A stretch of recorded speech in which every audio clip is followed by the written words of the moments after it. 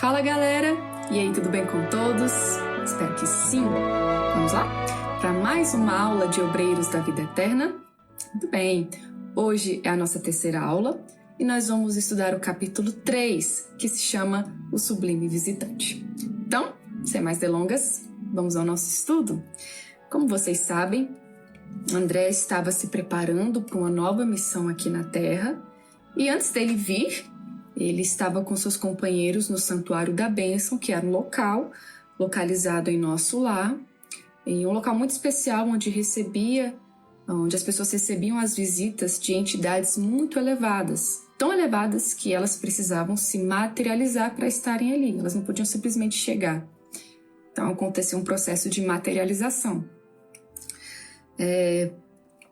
A gente viu nas aulas anteriores que aquele local, o Santuário da Bênção, antigamente era mal utilizado pelas pessoas que iam lá simplesmente para saciar suas curiosidades, fazer perguntas inadequadas, e isso gerava várias conversações que não eram sadias. E no decorrer dos anos isso foi se modificando, então só poderia estar lá no santuário agora quem tivesse com seu objetivo muito concreto, muito certo de receber aquela mensagem para o melhoramento do trabalho e seguir em frente. Então, nisso, o André estava com sua equipe lá e outras equipes também esperando a visita desse espírito que iria se materializar naquela noite. E estavam acompanhados do diretor da casa, o Cornélio. Cornélio está anotado aqui. E, enfim, quando chega perto da hora de receber a visita, eles são levados para um outro local, para uma sala. E André repara que é como se fosse um salão, e lá na frente do palco, vamos colocar assim, tinha uma câmara de vidro. E dentro dessa câmara, um quadro branco. Um quadro bem grande, né?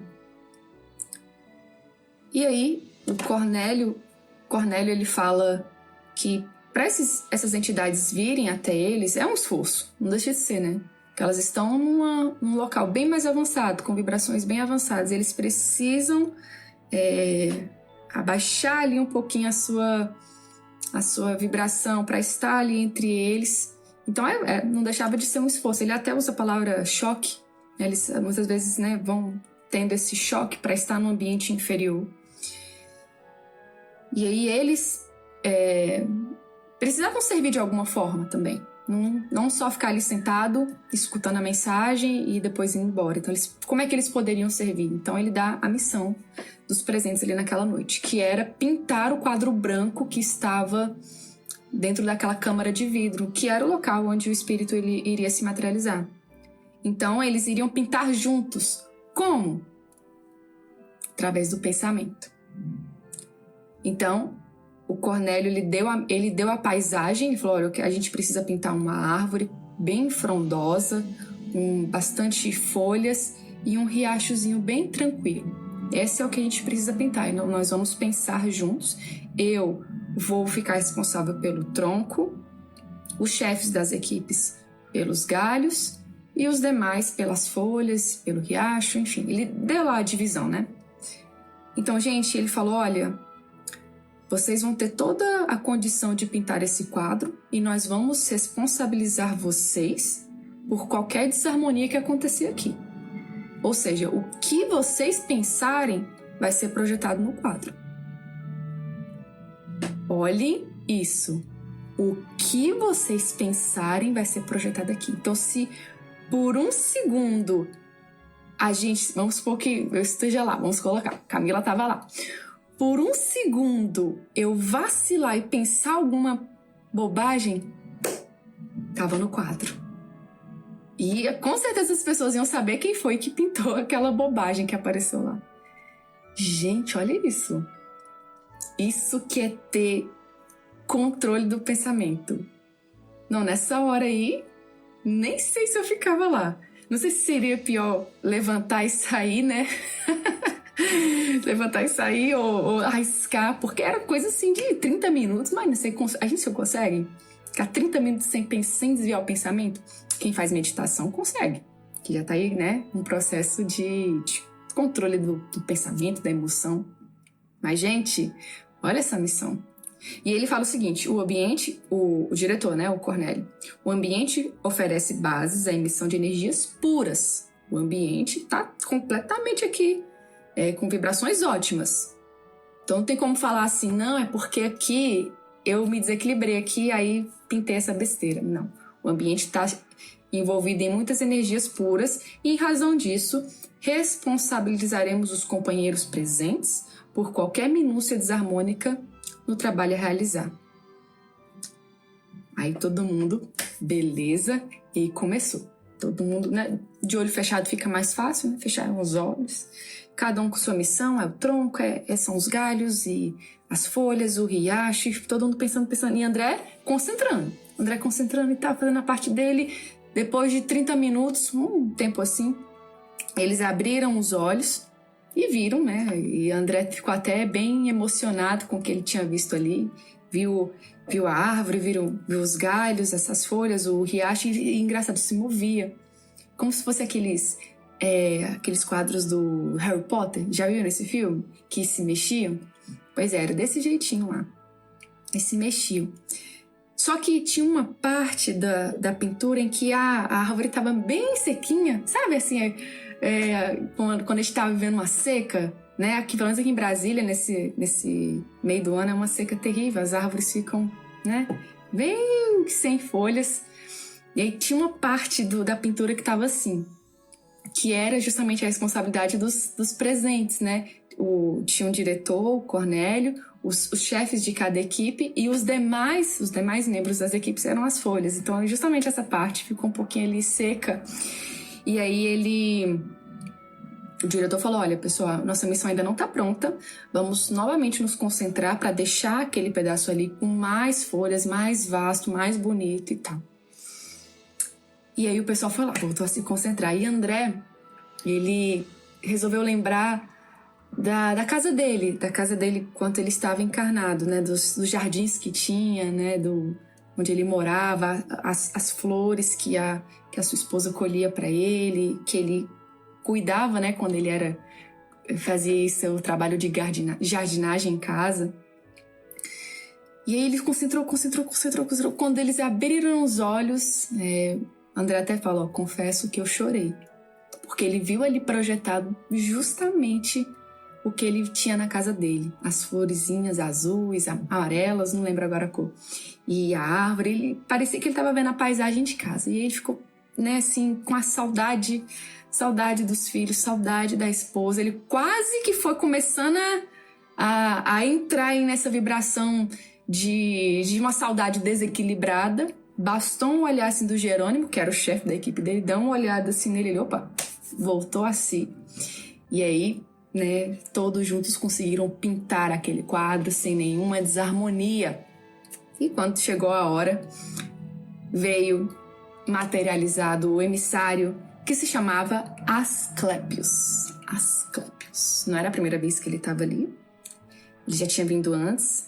Também não vinha sempre, porque é uma tarefa bem complicada, né? Tem as suas missões. E quando ele chega, André fala que parecia que o sol estava nascendo ali dentro da câmara. De uma luz tão intensa. E acreditem, ele estava só materializado. E com certeza ele condensou o máximo que ele pôde a luz dele para estar ali. E André fala que parecia que era o sol. E aí, a gente nem sabe o que ele falou para os presentes naquela noite, porque André fala o seguinte pra gente. O emissário, em voz clara e sedutora, desejou-nos a paz do Cristo e em seguida dirigiu-nos a palavra em tom inexprimível na linguagem humana. E aí André abre um parêntese e fala, abstenho-me aqui de qualquer tradução incompleta e imperfeita, atendendo a imperativos de consciência. Então, o que foi dito naquela noite, ninguém sabe. Porque André falou que na linguagem humana não dá para explicar o que foi dito. E ele não iria fazer uma tradução incompleta, porque foi algo tão profundo, ele nunca tinha recebido uma mensagem daquela, André fala. Que quando ele terminou a palestra, o Asclépios, não tinha um que não estava chorando. Todos os chefes das equipes, todo mundo chorava. Então foi algo assim de outro mundo. André disse que ele tinha um magnetismo, era como se você não conseguisse desviar o olhar. Você não conseguia. O que ele falava, você sentia com o seu coração. E ele falava, você captava de um jeito muito único, diferente. Que experiência, hein? Que experiência bacana o André teve aí. E esse emissário, ele estava com alguns pergaminhos. E a gente vai entender por que ele trouxe esses pergaminhos.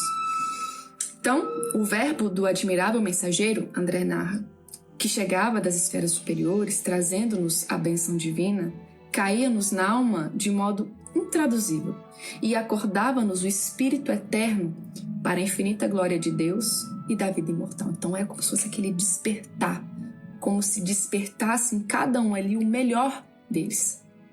Isso que era o efeito que ele trazia.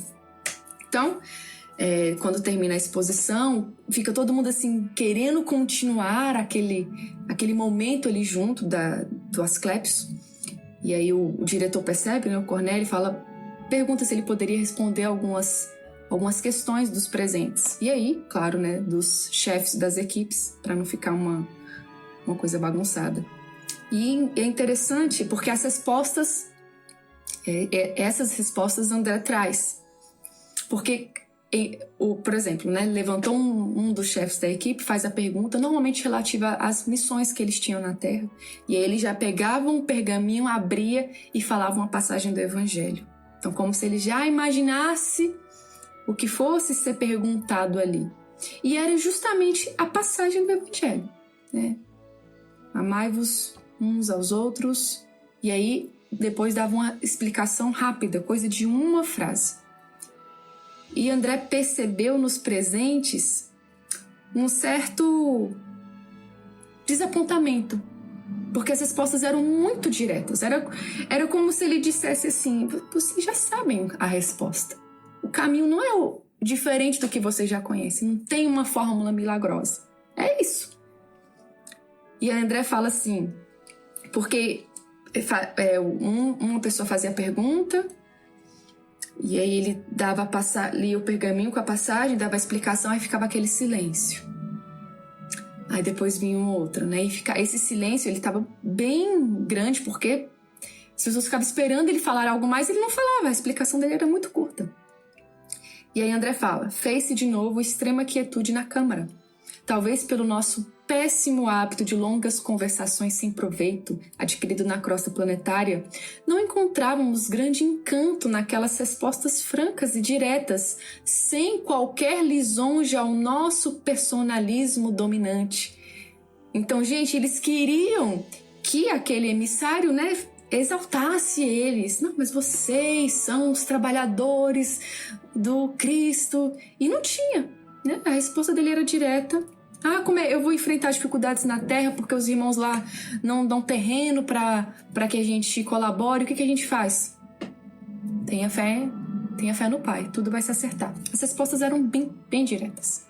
E aí todo mundo ficava, né? Só isso? Né? Eu queria aquela coisa, aquela conversação longa, com aqueles elogios que a gente adora, né? E aí, esse péssimo hábito que nós temos, André fala aqui, então ficava todo mundo um pouquinho decepcionado.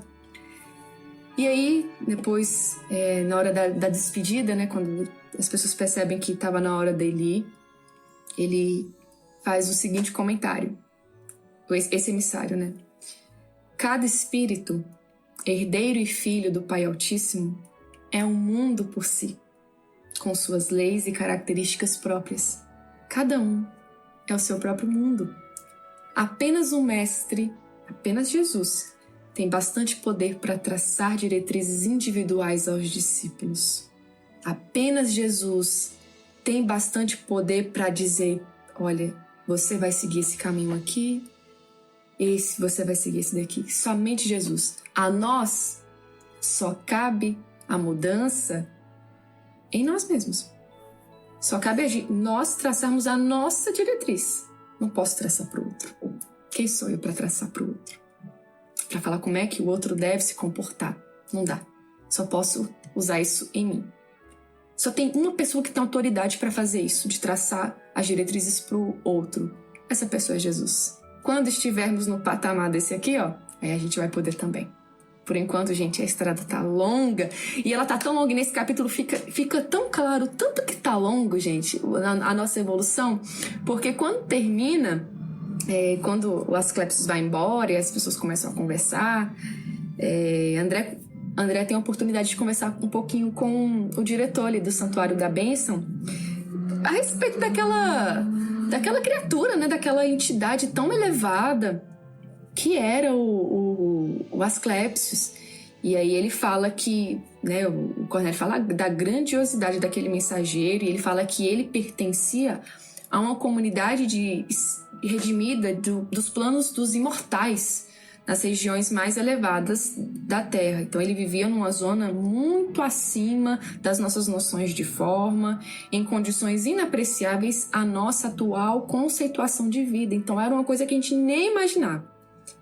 Então era uma coisa assim, né, que a gente nem consegue imaginar mesmo.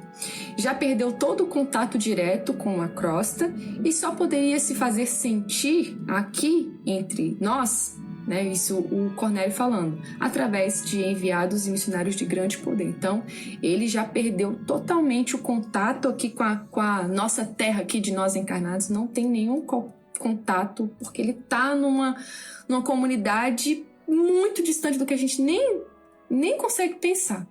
Então, ele era muito evoluído, muito. E aí, ele já não tinha nem mais necessidade de reencarnar na Terra. Não havia mais necessidade de estar aqui nesse planeta de provas e expiações. Mas poderia vir em missões, só que entre uma encarnação e outra precisava ter uma distância de 5 a 8 séculos. De 5 a 8 séculos, 800 anos entre uma encarnação e outra. Olhem só. A gente tem essa noção de, qual o tempo de encarnação e outra?